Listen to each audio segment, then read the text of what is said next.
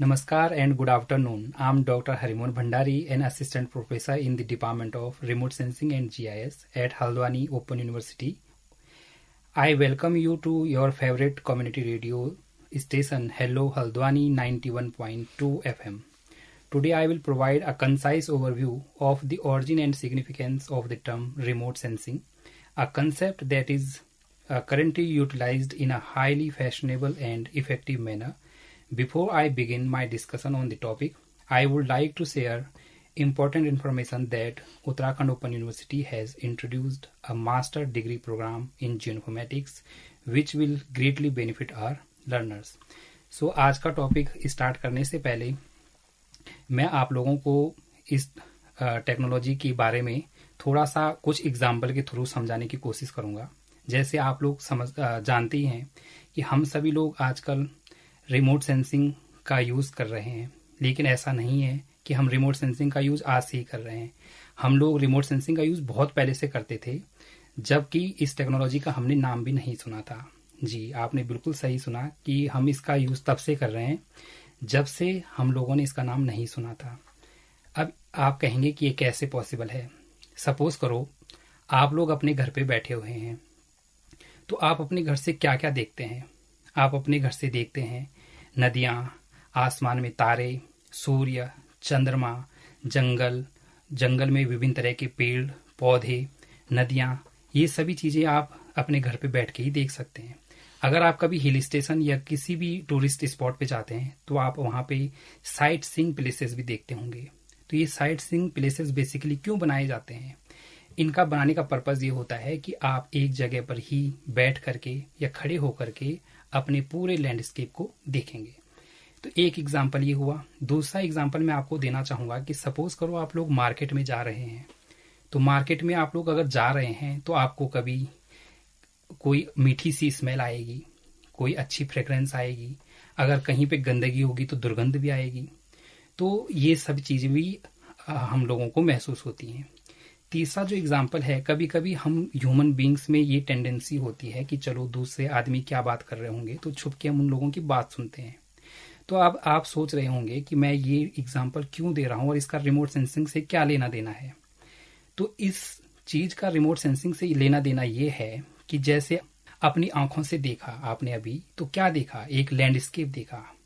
आपने अगर अपनी नाक से कुछ सूंघा तो वो क्या थी? एक स्मेल थी। अपने आपके कानों से कुछ बात सुनी तो वो क्या था?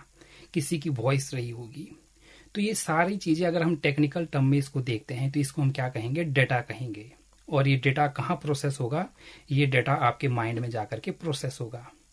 उसके बाद ही आपका माइंड इस डेटा को प्रोसेस करने के बाद आपको बताएगा कि ये लैंडस्केप है, किस चीज से रिलेटेड लैंडस्केप है।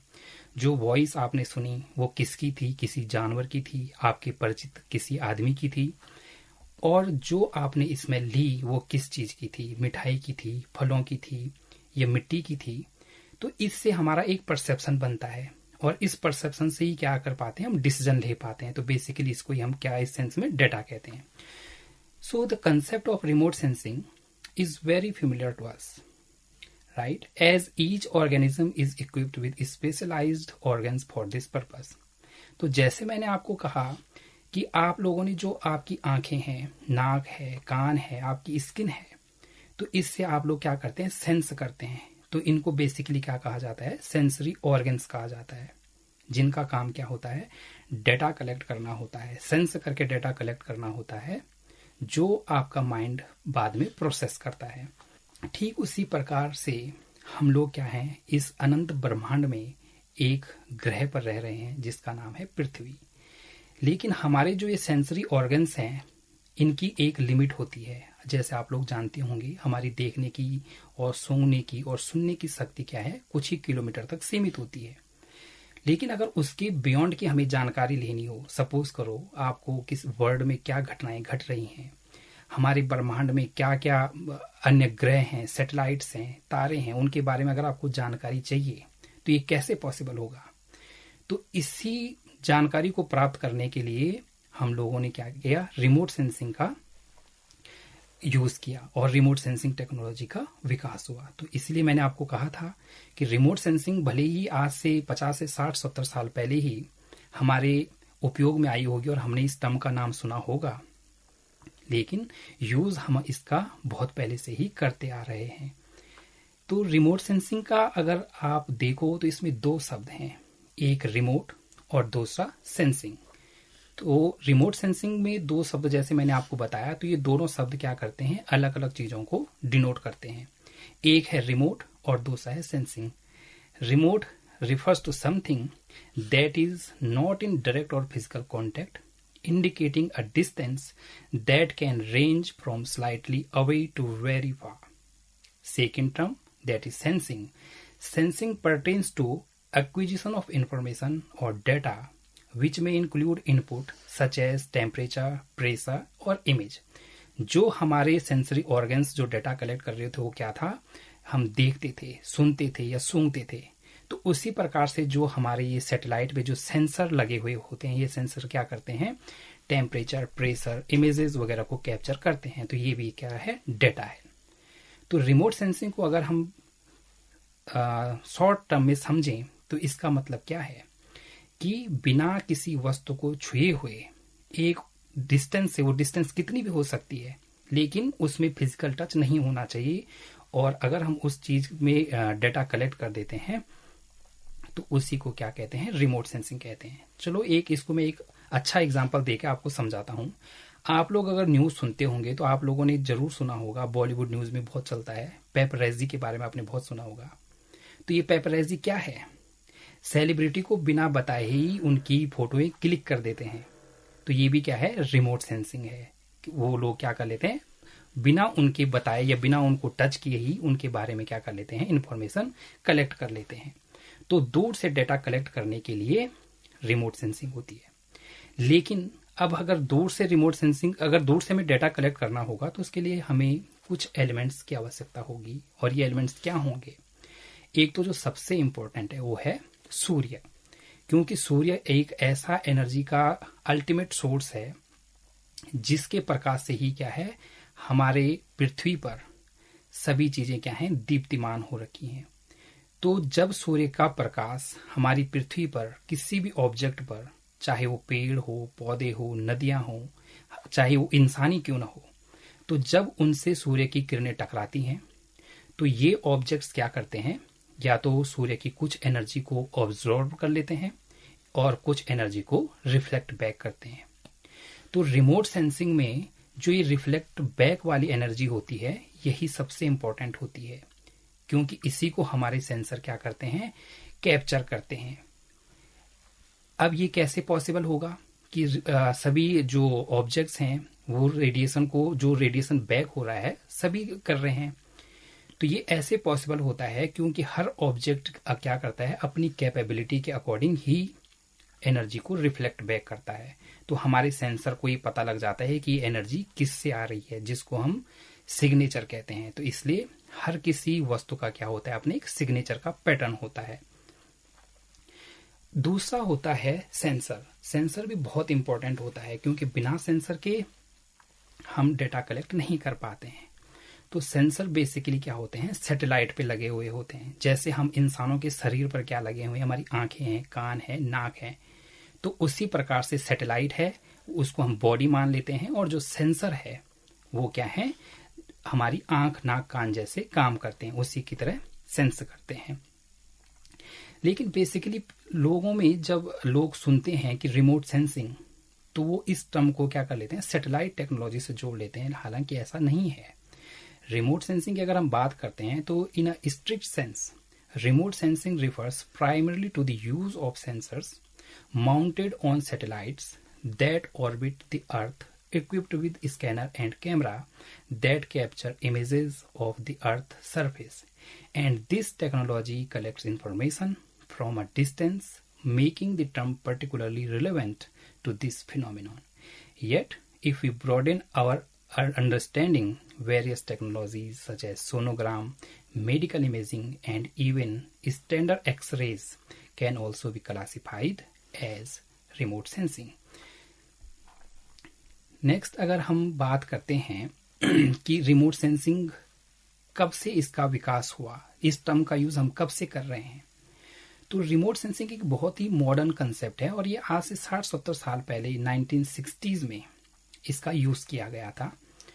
और जब इसका पहले यूज किया जाता था तो itself emerged in the mid 20th century, and the patience of remote sensing dates back nearly 150 years.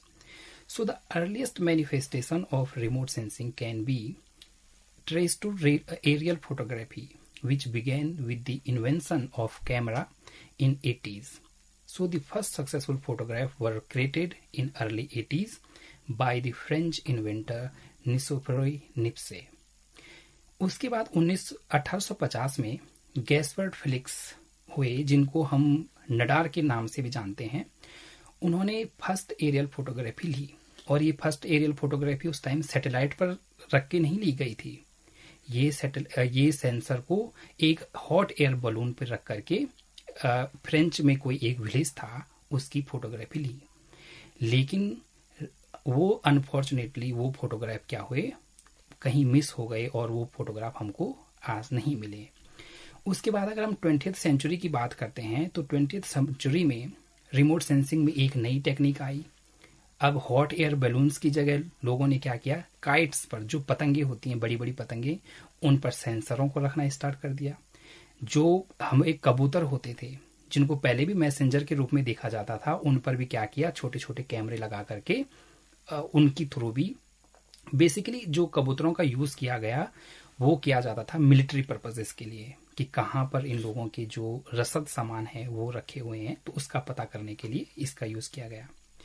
उसके बाद 1906 में जॉर्ज लॉरेंस ने एक काइट का यूज किया और उसमें उन्होंने लगभग 49 पाउंड का एक कैमरा इंस्टॉल किया, और उससे उन्होंने जो सैन फ्रांसिस्को में एक अर्थक्वेक आया था उसको क्या किया था, उसकी फोटोग्राफी की थी। So the initial aerial photography captured from an aircraft were taken in 1909 by Wilbur Wright. By the onset of World War I, cameras affixed to an airplane offered extensive aerial views that were crucial for military. During World War II, the use of cameras on aircraft became standard practice.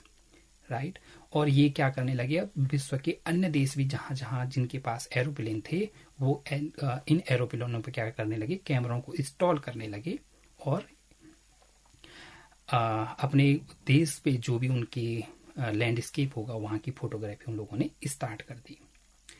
उसके बाद जब world war second खत्म हुई, तो world war second खत्म होने के बाद एरियल फोटोग्राफी का एक टाइप से क्या हो गया, क्रेज सा हो गया, और इसका यूज लोग क्या करने लगे, नॉर्मल लोग भी मिलिट्री पर्पज से हट करके भी इसका यूज करने लगे।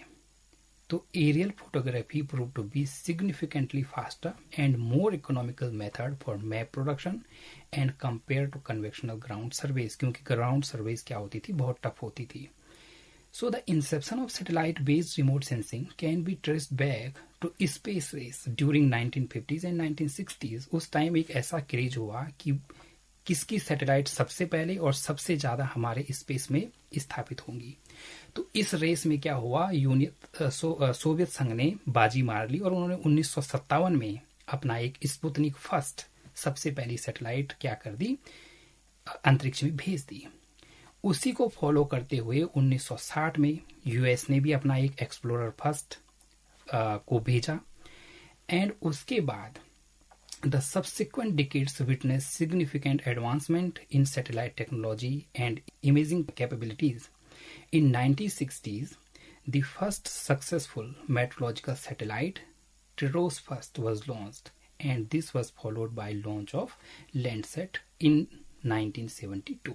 तो उसके बाद हमने जब देखा कि 1957 में जो फर्स्ट स्पुतनिक सैटेलाइट रसिया के द्वारा, रसिया तो नहीं कह सकते उसको, उस टाइम सोवियत संघ था, उसके द्वारा भेजी गई, और तब से लेकर के आज तक हमारे स्पेस में कुल 3600 सैटेलाइट्स हैं, और उसमें से लगभग 1400 सैटेलाइट्स क्या हैं, आज की डेट में भी ऑपरेशनल हैं। और इनमें से जो सैटेलाइट हैं, 100 सैटेलाइट ऐसी हैं जो अर्थ ऑब्जर्वेशन सैटेलाइट्स हैं। तो इस प्रकार से आज का जो हमारा विषय रहा, जिस विषय पर हमने चर्चा की, मुझे उम्मीद है कि आप सभी लोगों को ये चर्चा अच्छी लगी होगी और इस विषय से संबंधित अन्य रोचक तथ्य, जिसमें हम इंडिया में रिमोट सेंसिंग और रिमोट सेंसिंग के जो तरीके होते हैं, 2 टाइप्स ऑफ रिमोट सेंसिंग होती हैं, एक एक्टिव एंड पैसिव, हम अपने आने वाले रेडियो डिस्कशन की सीरीज में इसको कंटिन्यू करेंगे। Thank you for tuning in.